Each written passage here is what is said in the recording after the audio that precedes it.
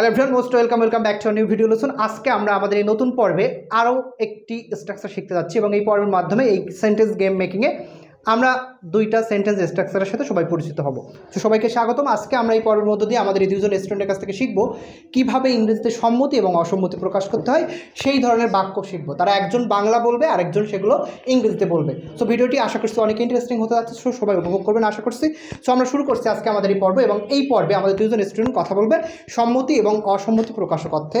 তারা ইংরেজি এবং বাংলায় সেগুলোকে ট্রান্সলেট করে দেখাবে।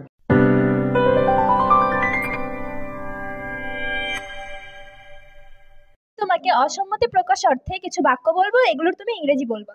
ওকে। অসম্মতি প্রকাশ। I totally disagree. আমি তোমার সাথে একমত নই। I don't agree with you. আমি কখনোই রাজি হব না। I will never agree with you. আমি শঙ্কিত, আমি অমত। I am afraid. I disagree. আমি নিশ্চিত না তোমার সাথে একমত কিনা। I am not sure. I agree with you. সেটা সবসময় সত্য নয়। That's not always true. আমার বলতে খারাপ লাগছে। I am sorry to say this. Thank you so much. Welcome. আমি তোমার সাথে একমত। I agree with you. আমি তোমার সাথে সম্পূর্ণ একমত। I fully agree with you. সেটা ঠিক। That's right. তুমি সম্পূর্ণ সঠিক। You are absolutely right. এ ব্যাপারে কোনো সন্দেহ নেই। No doubt about it. আমি এটা অনুভব করছি। That's exactly how I feel. আমি তোমার সাথে 100% একমত। I agree with you 100%. Thank you. Thank you.